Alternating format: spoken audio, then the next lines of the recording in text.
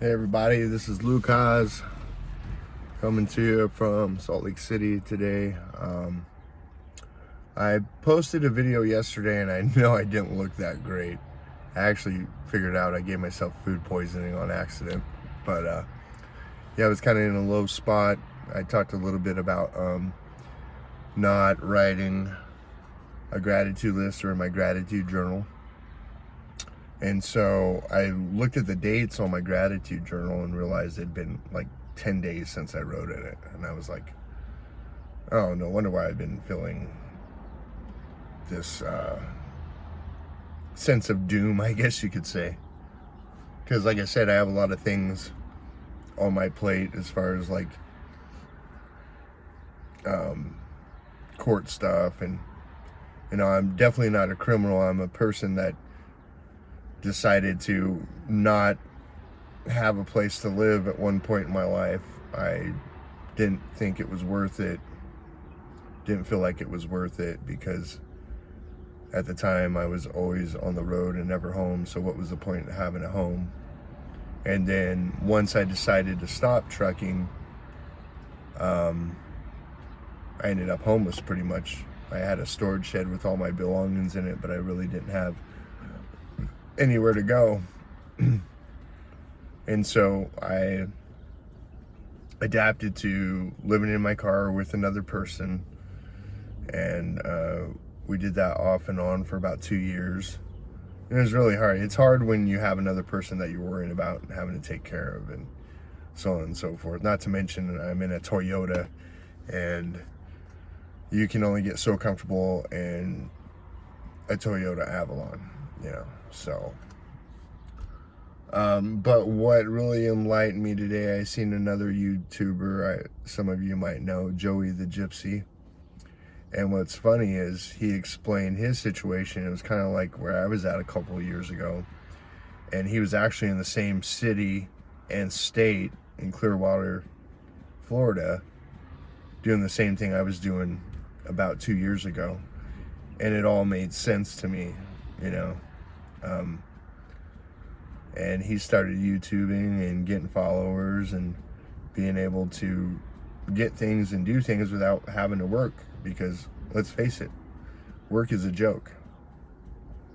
When we're at work, we just absorb everybody's energy, and we're being told what to do constantly. Me, as of lately, it seems like the owner has come up and threatened my job several times in order to get me to do more work, basically. Add on another task to the list and manipulate me into doing more work without more pay. Because that's where we're at in this realm of living. If you're not an ass kisser, in my opinion, and you're not doing everything somebody tells you to do as far as in a work environment, you're very expendable, and people will take advantage of that and use that power, that so-called power they have, to get you to do more for less. I mean, that's how it's always been, but now it seems to me it's gotten worse. And, you know, I've been working since I was 16 and I'm 48 now. So I've been working a lot of years and really hasn't led me to any type of savings, any way of having, you know, I've had to tap into my 401k a few times in the last 15 years, and I got a really good work history. You know, I've never gotten fired from anything. I've had to make huge changes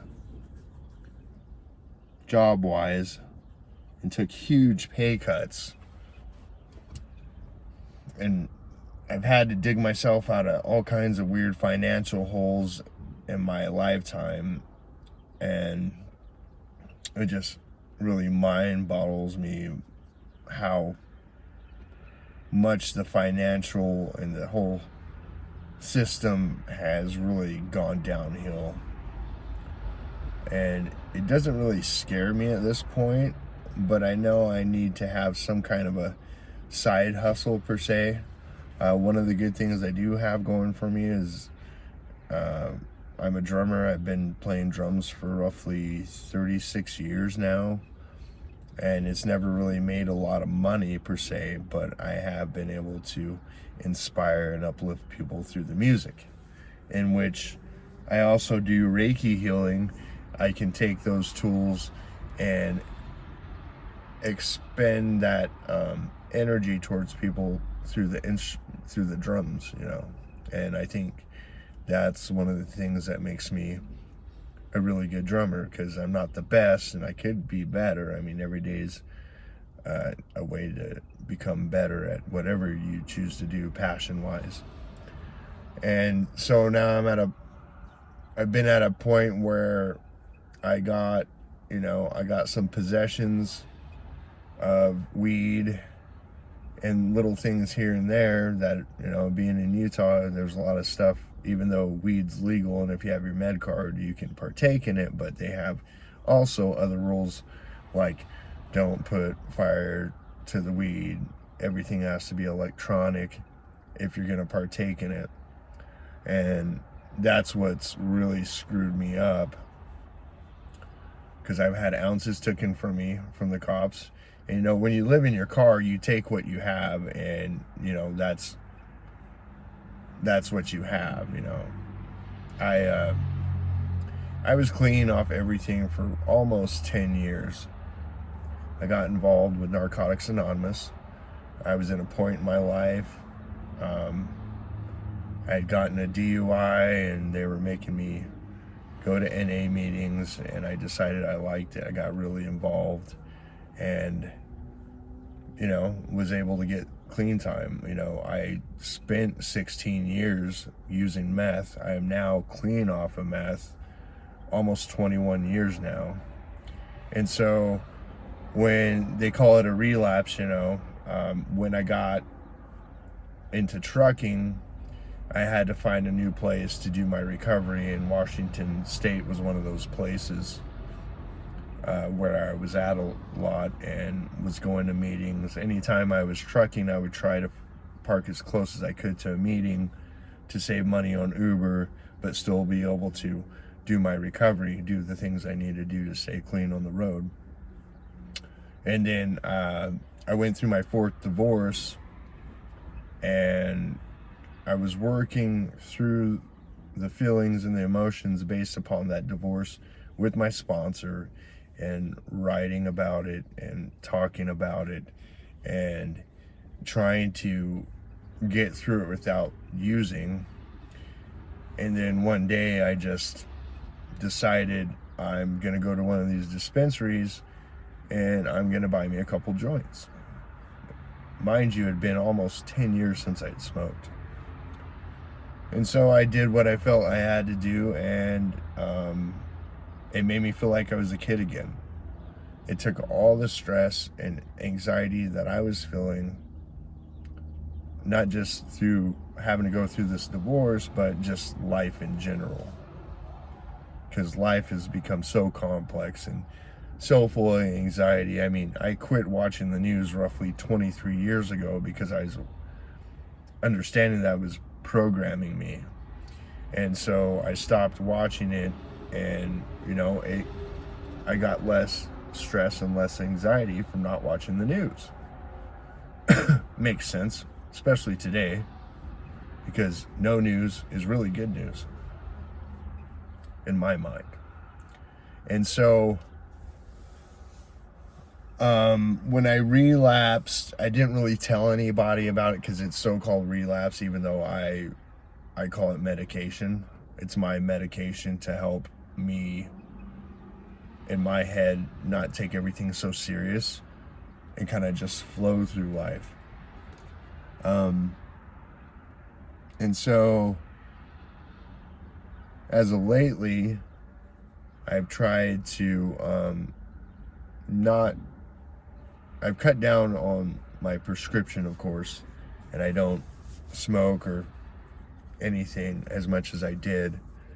And, there's still this anxiety there because of it. And I realize that THC does help me kind of balance out a little bit, a lot more than when I'm just not on anything. So I made a really dumb decision back in January. I was at this time I was on an ankle monitor, and the only way I could go was to my home. And at the time, I had a really awesome friend who allowed me to move in and pay rent on a room. And I was having to call in for a color every day to go do UAs, and it was okay to be dirty for THC because I have my med card. And so, anyways, I had the day off and I was going about my business. I wasn't able to go anywhere until they called my color to go take a UA to make sure I wasn't, because now the big thing is any other chemicals or alcohol I can't have in my system or it's a violation. And so I went down and gave my UA, and on the way back driving home, I thought to myself, this would be okay to light up a joint, you know.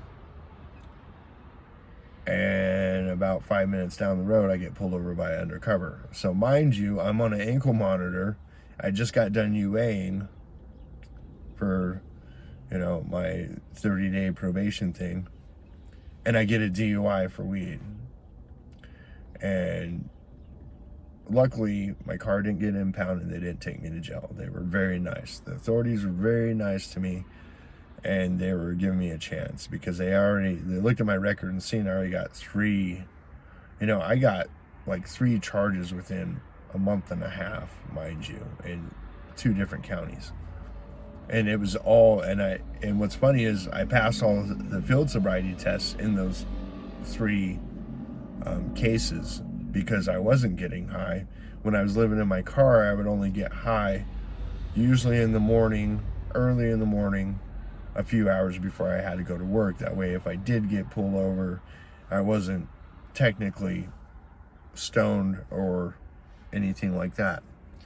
But just the fact that I had it in my car, of course, is an offense. And where else am I going to keep my meds but in the car? And a couple of the charges were before I got my med card, so I wasn't legal at all. But still, every time they gave me a field sobriety test, I passed it, so they wouldn't take me to jail and they wouldn't impound my car. They would just take my drugs, my meds, whatever. And so since I got the DUI, I got one of these things, a breathalyzer, and it tests for alcohol, of course. And it's one of the most dangerous things I've ever had in my car because I could be going down the mountain road and have it go off just on a random, and you do have the option to pull over and do the blow thing, but you don't have to. So right out the gate, when it would go off for a random, I would just try to drive, and you know, the process of blowing through one of these things, you're almost lightheaded by the time you get to the end of it. So it's been a very dangerous device to have in my car. I'm supposed to have it up to like 6 months, I do believe. So I went from ankle monitor and got through that, and then got this breathalyzer and got another charge and got a probation violation within, I think, less than a month for the DUI. And you know, the authorities have been really cool to me about it. My POs see me trying to live my life different. My only thing is, you know, I don't really have a residence. I have a place I can go that's 52 miles from my work, and driving every day, it comes out to about a little over 500 miles a week, which is really hard on my car. And so yeah, I'm living in kind of difficult times. When I don't go to Colville, because I work at a trucking company, I just live in my car at my work. The good part is I'm never late, so that's the upside to all this. And I still have my car to live in, you know. So I'm very grateful to the authorities for, you know, not being so harsh like they used to be, because I was on paper, I was on parole about 25 years ago. And this was back when I was doing meth and I was shoplifting for my drugs, and I was getting popped left and right. I would get a felony, go do like 10 months jail time, get out, get another felony. I did felony on felony, 4 felonies, you know. I think I did 5 years altogether with all the violations. And so 24 years go by, and now I got charges. They're not felonies, they're misdemeanors, of course, but you know, sometimes they don't look at you any different. The judges, that is. The officers that I've had to deal with in all these situations, and the POs I've had to deal with have been really understanding. They're like, yeah, this is just something you got to get through, and we will try and help you get through it the best we can, but there's certain discrepancies you got to follow by. Now, one of the big things with staying up where I usually stay with my girlfriend at her dad's house is he has guns. So that's part of the protocol when you're on paper. You can't be around people that drink or doing illegal drugs, of course, and you can't be around weapons, regardless of where the weapons are being kept. And at this place, it's in a huge, you know, gun safe that I can get into even if I wanted to, you know. So, and it's one of those things where it's like, well, and not only that, regardless of the discrepancies, you know, they're not looking at a case by case basis where seeing if I'm a violent offender, but obviously somewhere along the line they had an issue with somebody being on paper and having access to guns, obviously, or they wouldn't have put that stipulation across the board for everybody who gets put on probation or parole.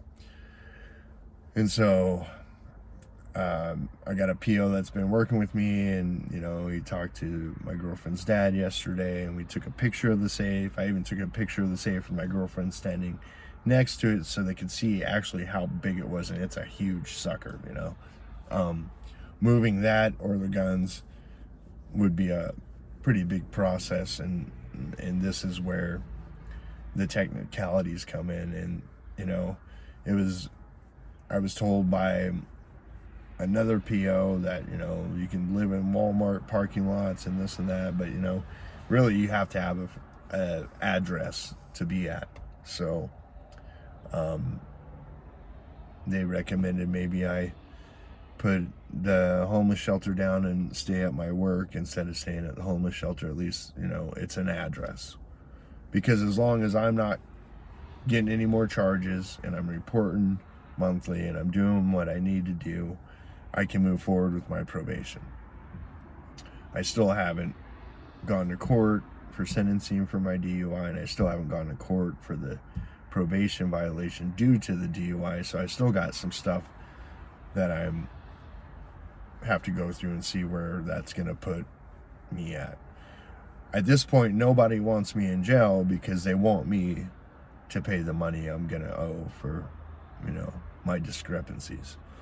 Because if I go to jail, then all I do is go do my time. I get out. I'm still homeless. I don't have a phone at this time to call. I wouldn't have a phone because I wouldn't have a job. And I'd be right back in the same spot I was, but even worse. So it's really cool that the authorities and the POs are looking at from that point of view. You know, I really appreciate, you know, I've been blessed. I've seriously been blessed. So I wrote in my gratitude book before I did this video just to see how big of a difference it really does make my attitude and the things I'm going through, and being able to see the silver lining and everything, even though I still have a lot of shit to go through. My girlfriend, her dad, my parents, you know, they can only do so much, but they do support me as far as wishing and hoping that things get a little bit better for me and that I don't have to be so stressed out about being a human and making these choices, because that's all it is. I'm just a human making choices and trying to get through life. And the thing is, I don't want to just get through life, because I've spent a lot of my time just getting through life. I have a lot less stuff than what I did, say, 6 years ago as far as material stuff, and I really like that. Being a minimalist has caused it's caused me to lower my stress and anxiety, because what people don't always understand, and I don't want to use the word, but hoarders, people don't understand that everything you own carries an energy, whether it be good or indifferent. And when I'm looking at just having, just my basic needs, what I need, clothes, toiletry, a car for a roof over my head, because really I'm not homeless. If you have a car, I don't consider you homeless, even though it isn't a house. But it's a lot better than being on the street with nothing at all, no shelter at all. So I'm very grateful for that. I've taken my car all across the United States, basically, and have lived in it. And it's been rough to a degree, because I don't got all the things that I could have. Like Joey the Gypsy, he leveled up and was able to get solar panels for his and have things to be able to cook on, and I don't have all those things at this point right now. It's something I could have, but my view on where I want to be has changed since I decided to become a so-called gypsy as well. The thing about me is I've always worked for somebody, and I have never had like a really good side hustle that has brought money to me. And basically my passion and what I like to do, not only playing music, is I like to help people, and I like to be really teachable, because even though I have knowledge through my experiences, I know there's more knowledge to gain. I'm still open-minded to learn more. And I think that's why when I came across Joey the Gypsy, I was just like, wow, there's so much familiarity. I can really relate with this guy. And it was really cool. My girlfriend sent me his YouTube channel, and I've been watching some of his stuff, and I'm just like, it's doable. And so now I'm in a position where I've met my counterpart, and she's where she's at in her life, not really bringing in much money and stuff, but we have great ideas, and we have the passion, and we have the experience to be able to share with people that might have gone through the same experiences we have, because she just went through a lot of bad relationship stuff that was detrimental to her mental, her spiritual, and physical, her wellness. Everything was being jeopardized, and because of her intentions to get away from that, she had to kind of do some things to solidify that her relationship wasn't working no more. And I came into her life lifetimes ago, because we feel like we've been together before in a past life, and but we met face to face about 2 years ago, and her partner and my partner both did not like the chemistry that we had, the connection we had, because it was on a different level. It was on a much higher vibration. It was not something you could see, it was something you could feel. But we remained friends throughout the years, and then when push came to shove, and it was time for us to move from our old relationships, we got together. We've been through hell and back just within a short time, dealing with life's distractions and trying to tie up loose ends to be able to have a more healthier relationship, and still at this, if you're in a relationship where you love somebody, or when you're away from each other and you miss somebody so bad that it hurts, that to me is a huge connection, because for one, I've never really had that with anybody else, and she's never had that with anybody else either. And it's like we're two of the same people almost, because even though we have different outlooks on things, we have a lot of similarities as well, you know. And it's been really cool to come in contact and bond with her, and have, you know, have this connection grow on a more physical side rather than just the spiritual side. But the spiritual side of this will never die, and it's helped us to be able to work through situations, even though there weren't situations that we brought upon ourselves. There were situations of the past that needed to be settled in order for us to move forward. And as hard as it's been, because she's gone through the depths of hell, and you know, I feel like she's gone through more than I have at this point, but I've gone through a lot as well with relationships, and I'll try not to allow what my spouse thought of me affect the way I think about me, because it was two different thought patterns, two different stories per se, and two different outlooks. And I have been that person where if my spouse is being indifferent with me or has a lot to say about me in a negative fashion, I would take that on, even though I know that something else was driving their illusion about who I was. And still we're at this point where none of us are really making a lot of money. The money I do make goes to keeping my car in shape and running, and goes to paying for the breathalyzer, which is not cheap, paying all the court fines and fees every month. And it's just a cycle of, you know, going to work 40 hours, paying off what I can, barely having enough money at the end. Luckily, I get paid every week, so I don't have to go that long without money if I have a lot to pay out that week, you know.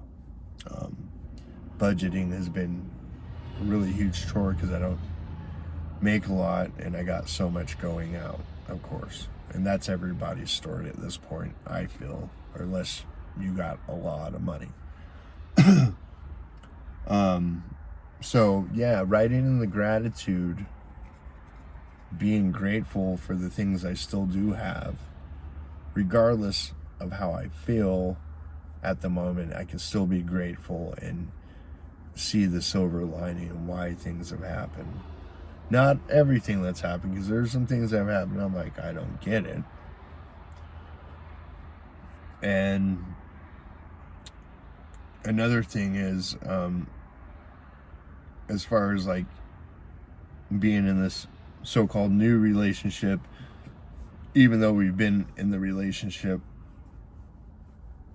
in past lives, we're still learning each other's language, each other's triggers, because having that trauma of past situations, there are things that come up that will trigger me and trigger her as well.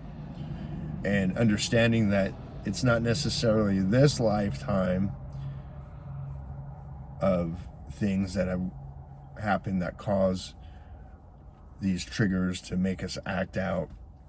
It goes way back in ancestral days, back when our ancestors went through stuff. It flows all through the bloodline, and it's all connected as it moves on from family to family. And thinking about that and understanding that has made it a lot easier to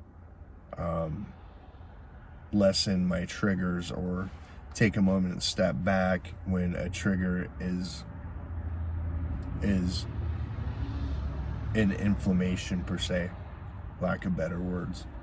When my mind gets inflated due to a word, a sentence, a phrase, or a situation that I've been in the past, and it makes me want to act out in a negative fashion towards it, I can actually reel it in a little bit and, you know, give myself a moment to rebalance and to think to myself, this isn't necessarily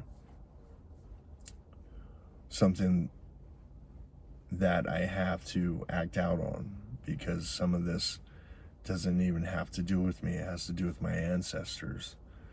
And knowing that and finding a way to keep that in the forefront of my head when I want to go off about something. I mean, I'm not perfect, I'm human, and I do go off sometimes about things.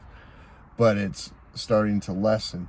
And like I said, one of the things that helps me is being in gratitude. So I have to write every day. I have to switch up what I'm doing on a daily basis, because what worked for me yesterday might not work for me today, because the only consistent thing in life is change. One of the biggest things that us as humans do not like to go through, whether it's a good change or a bad change, because getting out of routine makes us uncomfortable. Well, it does for me.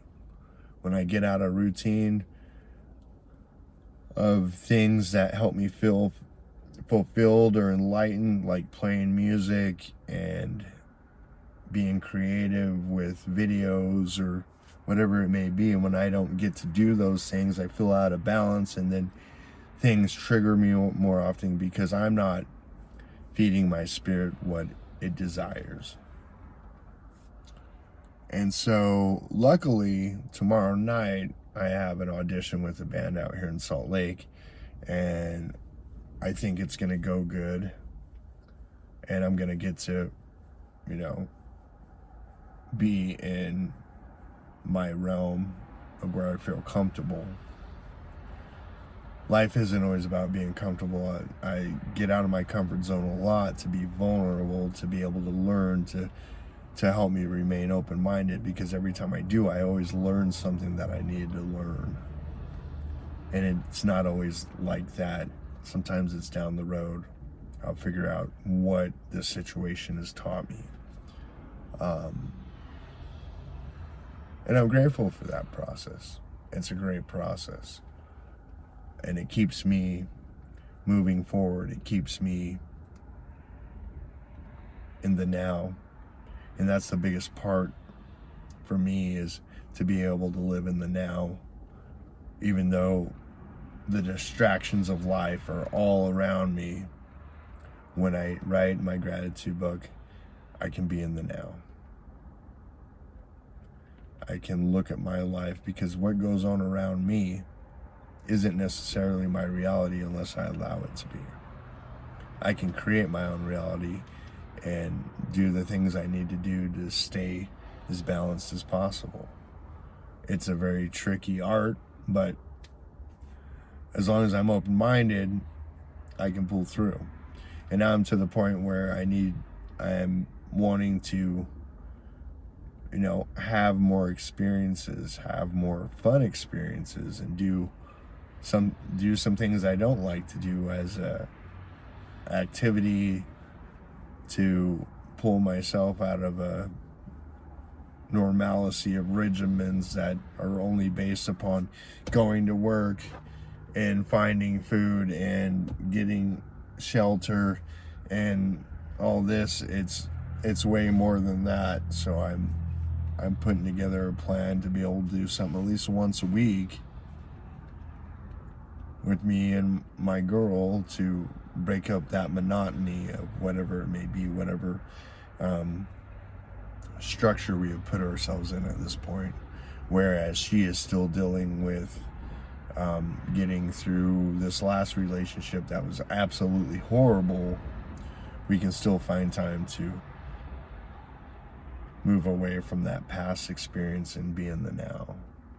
Through Reiki healing, through journaling, one thing that we always do every morning, no matter whether I'm with her or not, I'll call her on the phone and we'll do a shielding prayer.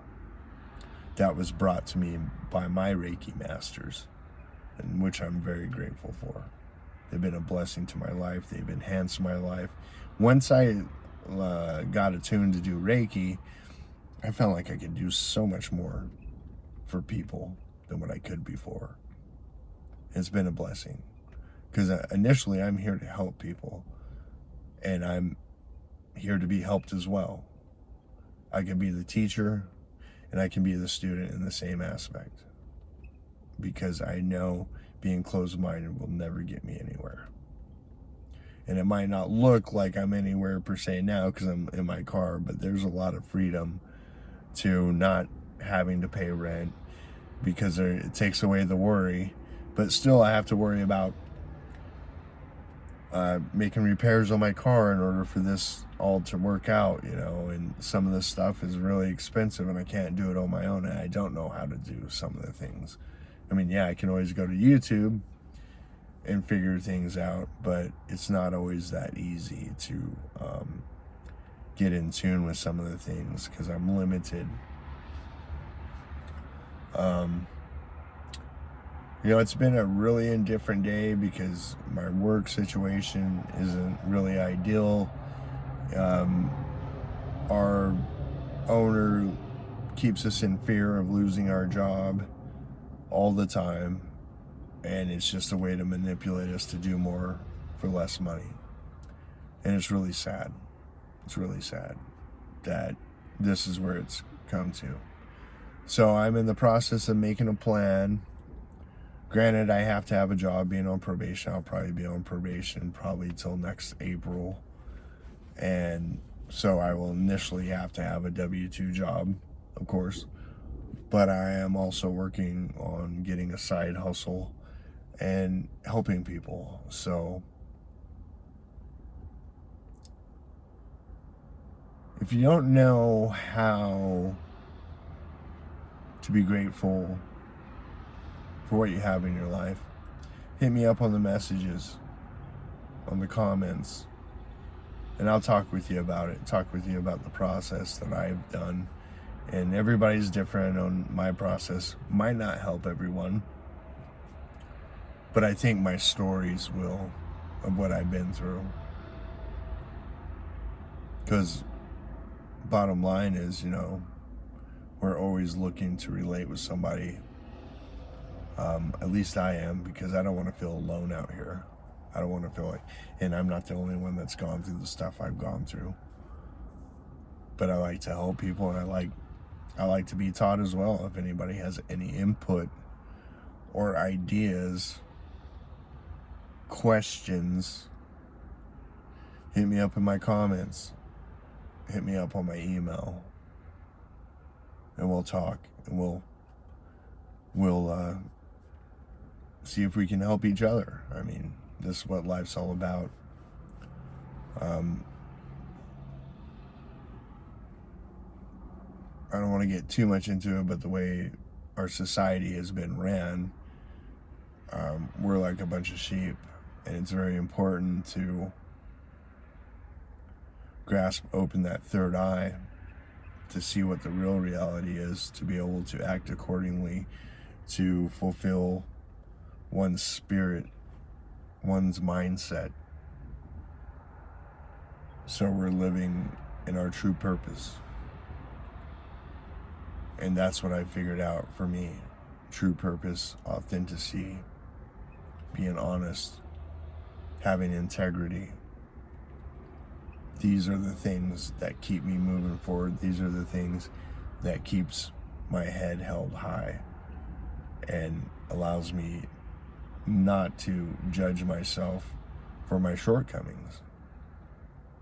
And one of the things I really learned that was awesome is that I could take my character defects and put a boundary on it, and it can turn into an asset, because there's a time and a place to act a certain way. And when I put boundaries on things, it helps me be more balanced, and it also gives me the ability to stand up for myself and to be about something instead of falling for everything. So with that, I'll bid everybody a good night and namaste. I do appreciate everybody who watches this video, likes this video, comments on the video, whether it's negative or not. I appreciate you, because that lets me know I possibly planted a seed. But sometimes you just need to water that seed in order to get what you want. the seed's been planted. Have a good night. This is Lucas.